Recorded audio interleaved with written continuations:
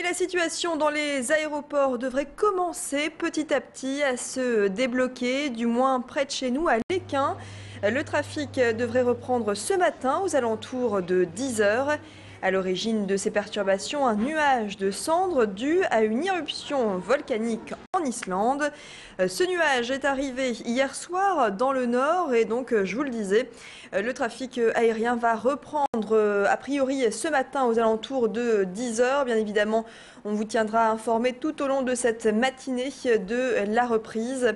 Depuis donc hier, tous les vols au départ et à l'arrivée de l'île sont suspendus.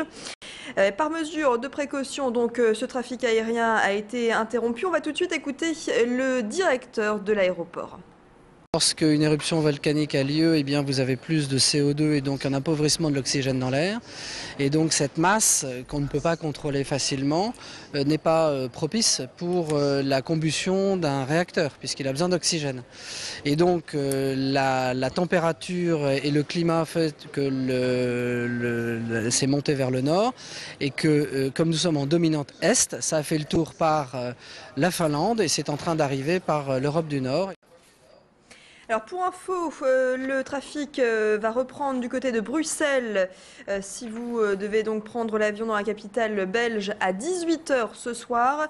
Pour les aéroports de Paris, Roissy et Orly, eh bien la reprise est prévue aux alentours de 14 h cet après-midi.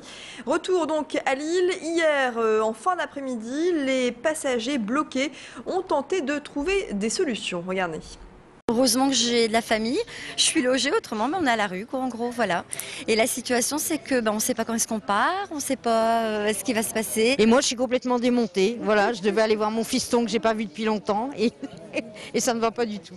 On ne sait pas comment on va faire, si on va essayer de prendre un train ou... On ne sait pas du tout. Je comprends qu'ils ne peuvent pas faire grand-chose, contre un volcan on ne peut pas grand-chose.